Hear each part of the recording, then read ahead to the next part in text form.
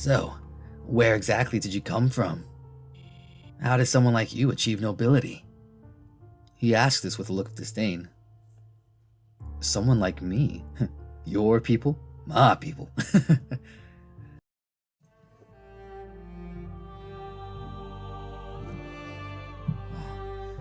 Welcome back, any and everybody.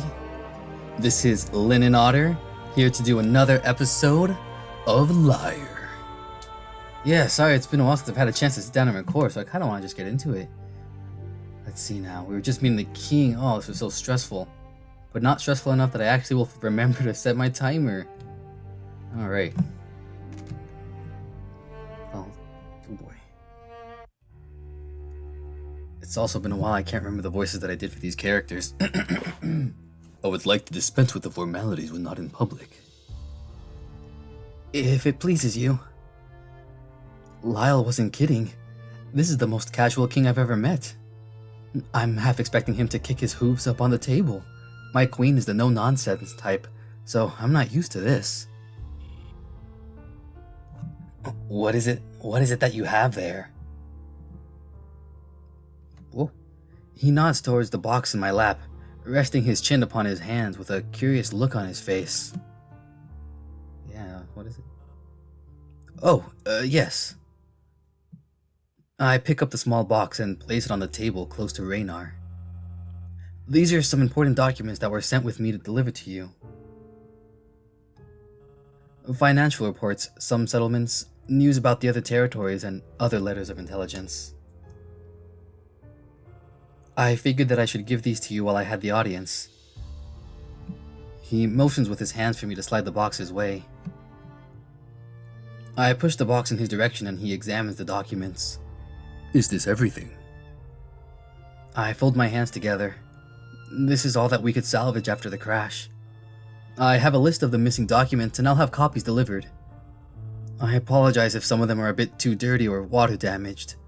He opens one of the letters and skims over it before placing it on the top of the small pile in the box. I thank you for bringing these to me.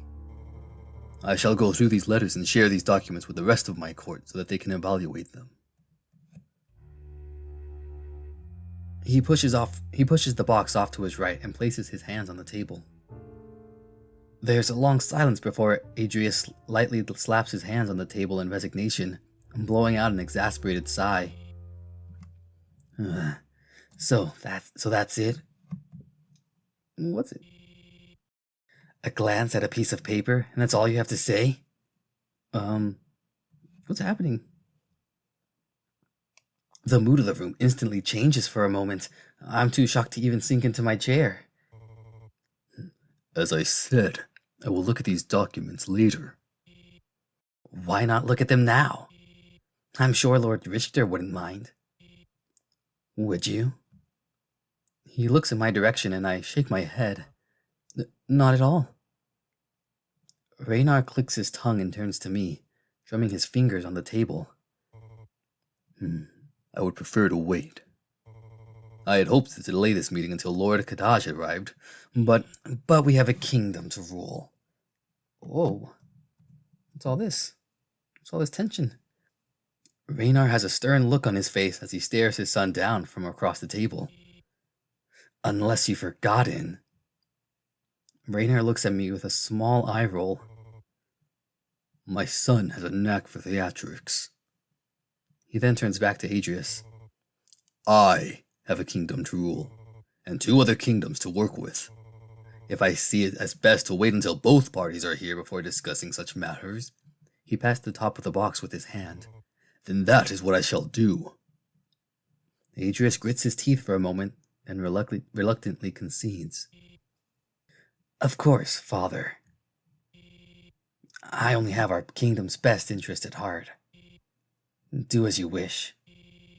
I just hope that Ernian doesn't expect things to be this relaxing all the time. Adrius says this with a passive-aggressive smile while nodding in my direction. I try not to show any sign of discomfort and decide to just nod. Raynar leans back in his chair with a look of content on his face. Of course not. Since we are still waiting on our ambassador from Dryce, I assume that that we could instead use this time for introductions. He looks at me with a reassuring smirk. I'm still recovering from the random burst of tense energy, so I just make a noise of agreement. After a few minutes, the door swings open, 2 servants holding them open on either side. 3 servers walk in, pushing rolling carts with food placed on them. The wheels squeak as they make their way up to the table. Ooh. They begin to move all of the food from the carts and place them in the center of the table. There's a large roasted turkey sitting in the center, surrounded by greens and potatoes. Tomatoes and lambs, ram. They smell delicious, and I can see the steam visibly coming off of them. A large bowl with a salad is placed on the table, tossed and filled with many colorful vegetables. Wait, turkey? I mean, was that a... You always gotta wonder about the logistics in these anthropomorphic worlds. The lettuce is layered perfectly, and it's drizzled in oils and vinegar. Grapes of a rich purple color are placed on a plate near the center, and there are bowls of different dressings. There's also a plate of crisp bread rolls. The smell reminds me of the bakeries back home. Just looking at them, I can imagine the cracking sounds the crust would make when breaking it. It's making my mouth water just looking at all of it. Finally, a large pot of soup is set next to the table on a rolling cart. With this, the servers begin to make our plates. Would you like some soup or the salad tonight, my lord? I quickly scan the table again and give my answer. I'm fine with anything. It all looks great. I watch them take a little bit of everything and place it on my plate. One of the servers walks forward with a pitcher of wine and fills my cup. After a while, everyone has been served their food. It's a lot, and I don't know if I'll be able to eat it all, but I just figure I'll eat as much as I can. It would be rude to not show my appreciation. Raynar's plate has a big steamed potato and a salad bowl, with a bushel of grapes on the side. Adrius opted for a single bowl of soup with a small roll of bread. Raynar quickly cuts into his potato while plucking a few grapes to chew on. Adrius barely makes any noise drinking his soup with content eyes. I take a bite of the turkey, and the flavor is shocking. It's wonderful! This turkey is like nothing I've ever eaten before. It might as well be a completely different bird. I take a few more bites before Raynar speaks up. So, how are things in Erin? I haven't been to the kingdom of Erin in about 10 years. I take a moment to finish chewing the piece of turkey in my mouth. I'm afraid you haven't missed out on much. Erin hasn't changed, and I don't think it will change for a while. The climate is as favorable as ever, and our citizens continue to thrive. I fear that I'm rambling, but when I make eye contact, I see that he's giving me his full attention and seems interested in the topic. Meanwhile, the prince sits across the table from me, picking away at his soup with a look of disinterest on his face. I'm told that Erin has managed to supply both Dryce and Lyre with an abundance of food. We're fortunate to have such fertile farming lands and very glad to be able to support our neighboring kingdoms, especially with winter drawing near. Raynar takes a sip of wine and leans back in his chair. There's a pleased smile on his face. I agree with you on that matter. It is very important that we work together. Adrius lets out a slight cough, which doesn't seem to faze Raynar. The people of Lyre know better than anyone how harsh winter can be. Oh, is that so? I'm sure that you do. He gives a slight smile and leans forward, taking a bite from his salad. And we have your kingdom to thank for this food. I nod in agreement, tipping my wine glass in his direction. We continue to eat while having conversations about our common interests. He seems to be very interested in me, which is new because I've never thought I was that interesting. I guess being in this castle all the time would make him want to live vicariously through others. That's a stretch though, and I might be overanalyzing. I try to answer his questions to the best of my ability, but I don't feel like I have any good answers. The prince has been quiet for most of the time, interjecting with his thoughts occasionally. So, where exactly did you come from? How does someone like you achieve nobility? He asks this with a look of disdain. Someone like me.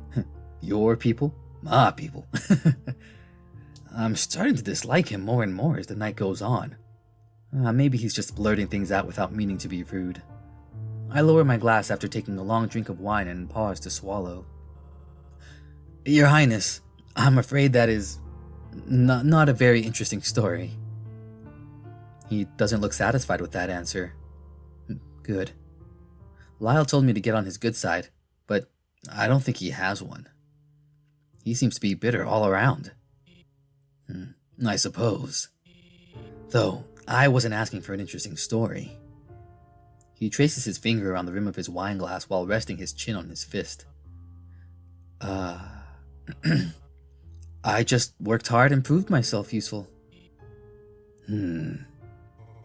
Speaking of hard work, I have some important news for you, Lord Richter.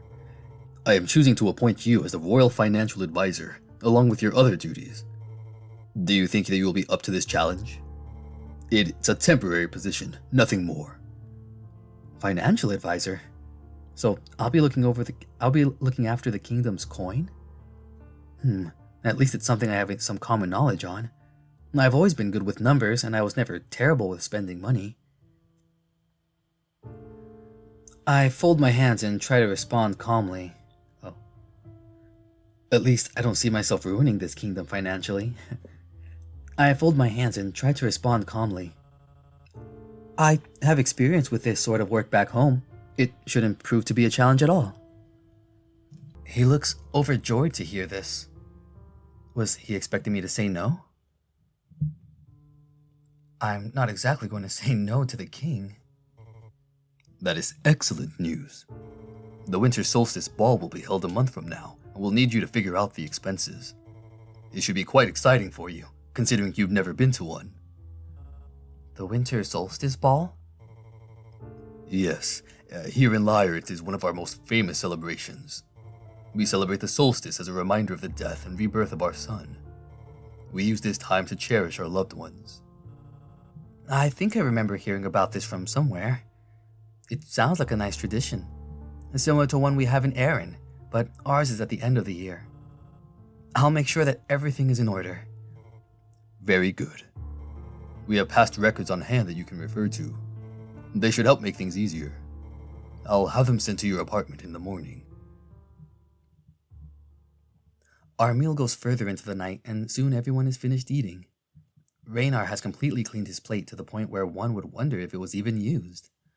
I look down at my own plate, having a small amount of food left on it. I would finish it all, but I feel too full to eat anymore. I can feel a cold draft from the windows behind me and hear crickets chirping outside. I believe that was an excellent meal. However, it is time for me to retire to my chambers. I'm afraid I've been awake since the 5th hour of this morning. Raynar gets up from his seat and steps forward, holding out a large hand. I'm taken aback by this gesture, but reach forward. He takes my hand in both of his and shakes it up and down once with a firm grip. It was a pleasure to meet you, Lord Richter. I can tell getting to know you will be hard, so we'll have to do this again. Of course. I do hope that you enjoy your stay here, however long it may be. Thank you, Raynar. I gather myself and look toward the prince, who is standing across the table. Gathering myself, I'm not overly distraught leaving his presence. Still, I try my best to be polite and give a bow in his direction. It was an honor to meet you, Your Highness. He gives me a slight smile, however, I don't feel that it's authentic. That makes two of us. You're too kind. It was nice meeting you as well. One of the servers opens the door and Lyle walks into the room. Good night, Lord Richter. Good night. I give a bow in both of their directions and then make my way to the door. Lyle stands near the doorway, and as I make my way over, he gives me a wink with a soft smile. We walk through the doorway, and I spot Raynar giving Adrius a despondent look before the door is closed. Lyle comes up to my side, smiling. I assume everything went well? He places his paw on my shoulder with a reassuring smile. Well, I wouldn't say that it went bad. You're looking at the new financial advisor. That's good? I mean, I assume it's good. I'm about to respond when I spot a painting of Raynar and Adrius out of the corner of my eye. Raynar is looking off into the distance with a solemn look on his face, while Adrius confidently glares forward. I'd say the artist captured them perfectly. Those piercing orange eyes look as if they're following me. I see it as a good opportunity, and I don't think it should be too hard. Okay, but how did dinner go? Dinner with the king? Oh, dinner with the king? The food? Was it good? The food was great, but I don't really know how to feel about it. Raynar's certainly a nice person. I can imagine that he's a good king. He's got an understanding head on his shoulders. I agree. He's a great king. He has wisdom and kindness unparalleled with others. The prince, on the other hand. Lyre rolls his eyes at the mention of the prince, laughing as he does. He's not the most pleasant person to be around. And he surely doesn't treat me with any respect. Really? We've moved over to one of the windows. He rests his paws on the sill, and one of his ears twitches slightly. I can feel the cool night breeze blowing through my hair and on my face. I think he called me by my name once within the past few months. Then again, we don't talk much anymore. What does he call you other than your name? He sighs, tapping his paws on the bricks as he lists off each term. Wolf, dog and hounds, just to name a few. Well, that makes him ignorant. Ignorant. You're only one of those things. Yep, pure Lyrian wolfman right there. Right here. Pure Lyrian wolfman right here. He bangs his fist on his chest, clattering the metal plates together. I laugh, and he chuckles to himself timidly. But I don't think he'll be a problem for you. Aside from being a little frustrating from time to time. I'll steer clear of him either way. But I don't see that ending well. We continue to walk with Lyle in front, leading me through the maze of corridors. I watch the tip of his tail brush the floor from under his cape. We descend a flight of stairs and our walk begins to slow. I'm glad that we can enjoy each other's company. He shoots me a sheepish smile. He shoots me a sheepish smile. I only mean, it's nice that we're able to get along. Makes things a little easier. He fiddles with one of his gloves, pulling the forchets off of his fingers, then pulling the glove back down on his paw by the trank. I'll have to look up what that means. It gets very lonely in this castle. Oh. It's hard to have friends when you're the captain of the Royal Guard.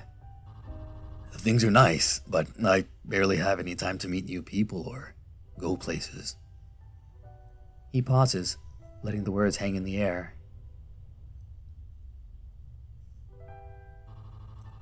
I'm sorry if this comes off as a bit odd, considering I met you only yesterday, but I'm looking forward to working with you, Richter. As strange as it is, it's nice to hear something like that, especially coming from him. We arrive at the door to my room and he stands there waiting for me to say something. I feel the same way.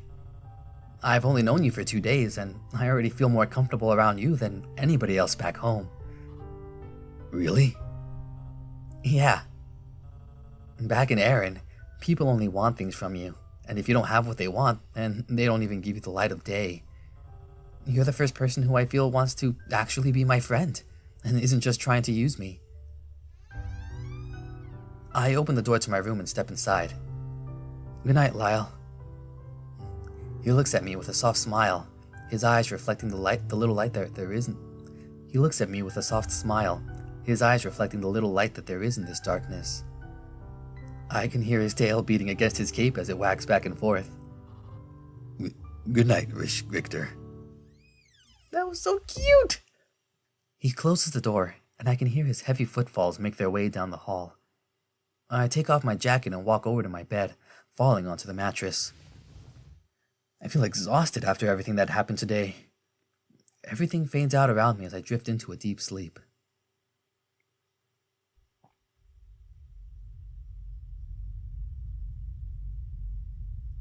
Uh-oh. Something doesn't seem right.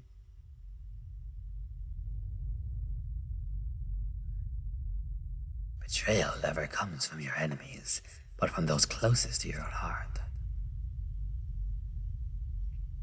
Huh? And it always starts with trust.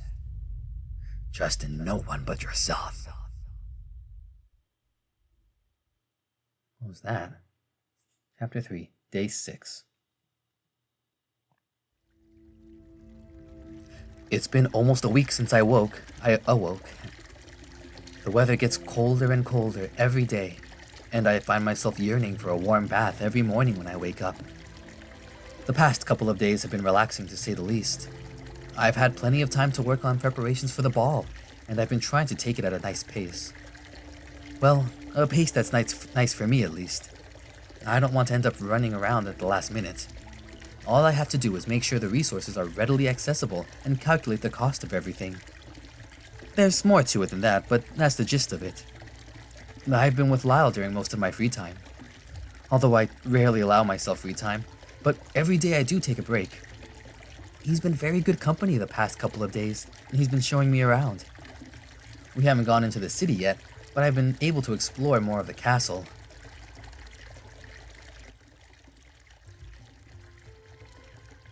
Lyre has managed to cause my inner child to break out as we laugh and joke while walking through the halls. It's funny how he's supposed to be my guard, yet, so far, he's been my glorified guide. He won't see me complaining. I do appreciate the assurance, though, and having someone there to keep me company and show me around is really nice. It's a good thing that we get along. I'd hate for this whole thing to feel too professional. The other day, he took me up to the tallest tower where you could see the entire city and fjord. His fur was blowing in the wind, and he had a dreamy look in his eyes.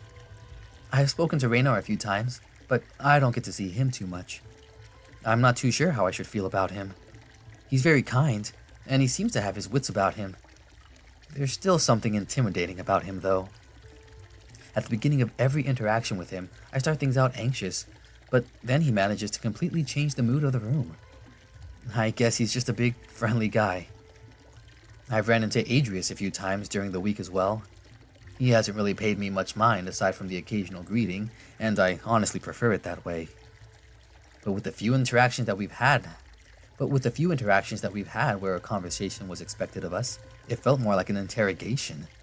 He's constantly asking me questions about Aaron. I have a feeling that he doesn't talk with people much. I also feel like the more I avoid him, the better. And then there's Leaf. I haven't seen him as much as the others. I passed him in the hallway once or twice, but it's rare to see him about unless he's looking for you. He's probably busy with his own work, which makes me feel like I've been too relaxed lately. I should probably focus on my work as well. I get out of the bath and turn off the water. I don't feel as sticky this time since I only used a small amount of soap. Walking over to one of the benches, I grab a towel and begin to dry myself off. I run the cloth down my body and between my legs, making sure I get all of the water off my body. It's very cold in here, and I know that it's even colder out there. I dress myself and leave through the door. Immediately, the frigid wind hits my face, and I begin briskly walking back to my room. It's a crisp fall afternoon, and the sun casts a warm hue on the tree leaves below. My footsteps echo down the hall as I get closer to the door to my room. I reach the door, and when I open it, I'm blasted with warm air. When I enter the room, Lyre is leaning back in one of the padded chairs, rocking it on its back legs. I close the door behind me and lean against it. There's no fire. Yes. How is it so warm in here? Well, He leans forward in his chair. the castle is above a hot spring. It's where we get the water for our plumbing. The water runs through pipes built into the walls, and the heat rises up through the foundation. His demeanor slowly transitions into that of a happy child, explaining something that they're extremely interested in. Oh, It heats up the castle, which can be very nice during the colder seasons. It can be a real pain in the butt during the summer, though. My room will sometimes get so hot that I have to sleep with the covers off and the windows open. I bet that's certainly a sight. That's actually really interesting and ingenious. The water, I mean. Isn't it? It's also why there's so many plants growing within the castle. He gestures to all the leaves and vines on the walls. Oh, that's cool. So this isn't just very well thought out design. During this time of year, plants like to slowly work their way inside the castle walls, seeking warmth. It's not really a problem for any of us, and Raynor does love his plants. Yeah, I've noticed that. My room alone is decorated with potted flowers, but I've seen way more plants scattered throughout the castle's many corridors and rooms. What about the plants in pots outside? I think those get brought inside once the weather becomes too harsh for them. That makes sense. We're left in silence for a moment before I walk over to my desk and sit down in the cushioned seat. I peruse the notes that I've made on some of the arrangements for the food. Everything seems to be in order, so I set it off to the side and grab another document. I have a list of questions and instructions on this parchment for one of the servants to take down to the market. I need to work out the cost of the meat, and I also need to settle the payments for each butchery that provides. I take this document and set it in one of the trays outside to be collected. If there's nobody there to deliver it, that's usually what I have to do. Someone will come by to pick it up. I sit back down and see Lyre is now standing up from his chair, looking out the window. His tail, which I am now able to see clearly, without the bulky cape in the way, wags left and right. Oh, he's such a sweet boy. He turns to me and shakes his head, smirking. You work too much. I'm sorry, what? I don't think I work enough. How much have you gotten done so far?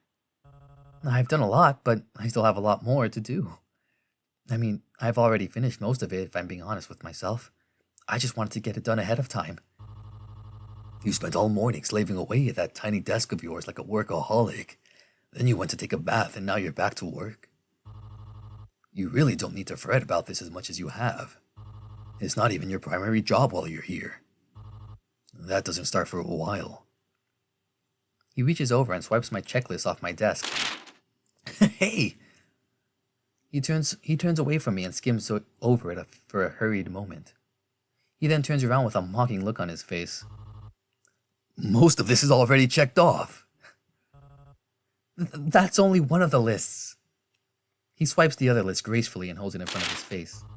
This one is almost complete too. He lets go of it and it floats down and lands on the other list. I give him a deadpan look. Gives him the good old Jim Halpert. I'm just trying to get it done and out of the way. You're kissing up to the king, Richter. Oops. No, I'm not. I'm just doing my job. Which includes kissing up to the king. I mutter the last part under my breath. He lets out a laugh and throws up his paws in a defensive manner. Relax, I only jest. I roll my eyes and give a defeated yet annoyed chuckle. He runs a paw through his neck fluff as if it were a human's beard. I sometimes forget how similar we are in terms of mannerisms. Well, I'm going to go on a walk. He walks over to the door and looks to me. Lock the door behind me, okay? I really don't think that's necessary. Just do it, please. I'll get in trouble. No, you won't. Do it. Fine. He walks through the door and closes it behind him. Not wanting to upset him, I take the key off the desk and lock the door. It's a wonder he didn't follow me to the bathroom. Then again, I think he wants to avoid me assuming his intentions. I grab the checklist and mark off some of the tasks that I've completed. As I lean against the bed frame and scribble on the list, I notice something out of the corner of my eye. There's a piece of parchment on the desk that's been drawn on. I pick it up and examine it. It's a drawing of a flower. It looks exactly like the one on my desk. I assume Lyre drew this, given the signature. For something that he most likely scribbled while bored, this is very good. I wonder what his other drawings look like. I place the picture back on the desk and walk over to my bed. I want to get back to work, but that bath made me feel very tired, and now all I want to do is sleep. The worst part about sitting at that desk is whenever I lift my head, I can see the bed calling me. I throw myself onto the mattress and pull the blanket up to my neck, slowly drifting off. I sleep, huh? And perhaps slowly drifting off to the end of this chapter.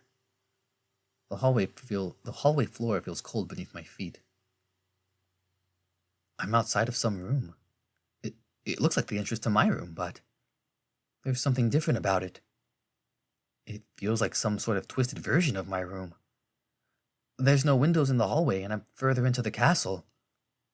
My hands don't feel like my hands either. I feel like a different person. I try the door, but it's locked. There doesn't seem to be any other doors in sight. Wait, what?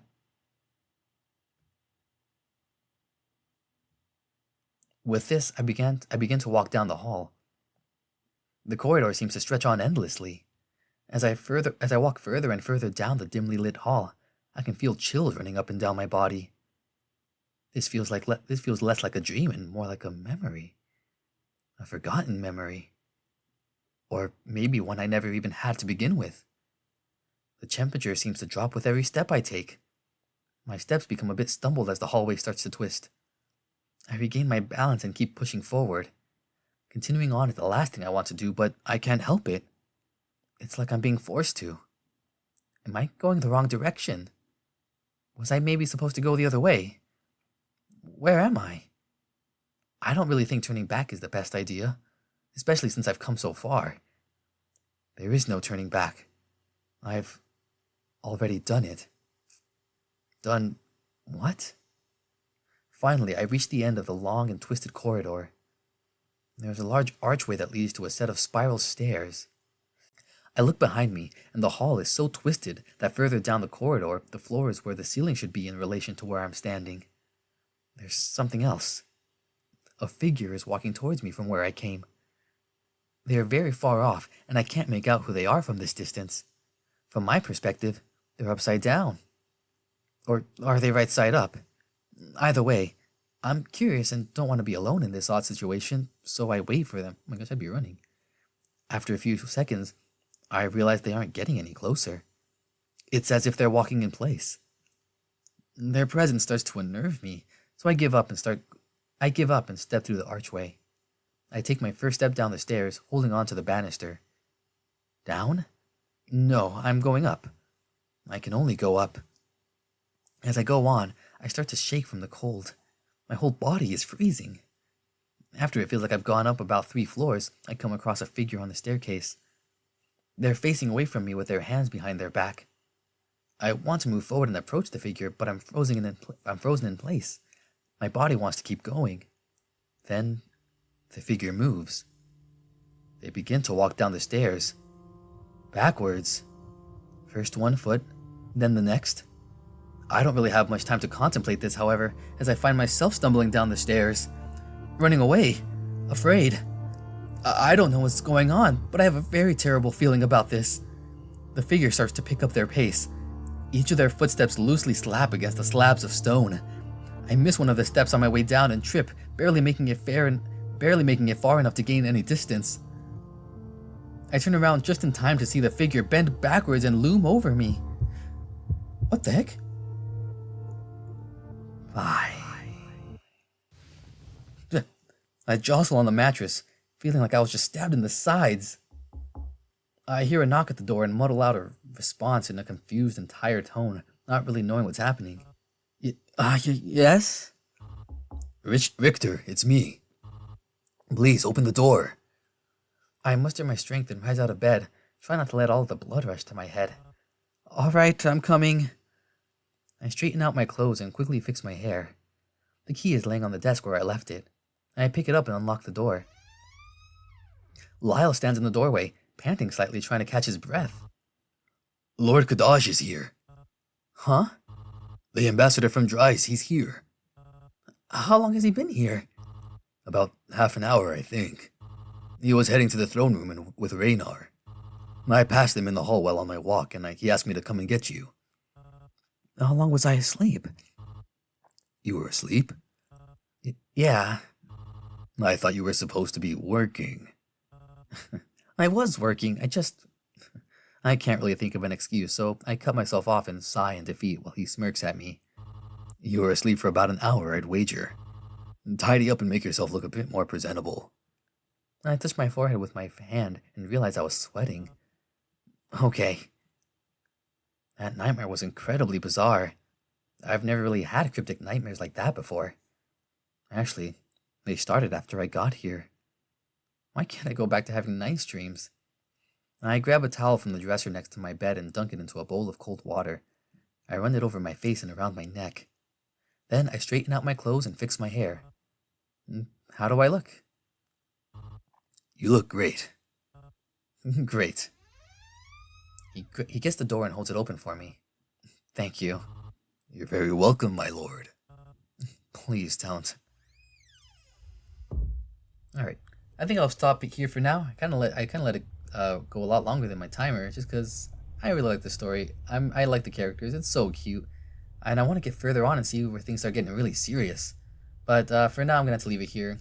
I've got a lot of work to do this week, hopefully some editing for a new episode of Burrows and whatnot. And but I'll get some more recording and editing done this week, so we'll have some episodes up. Thanks again for watching, you guys. I hope you like it. By all means, feel free to leave a like and subscribe to the channel. It's really helpful. I'm getting closer to 1,000 subscribers every day, and it means a whole lot to me.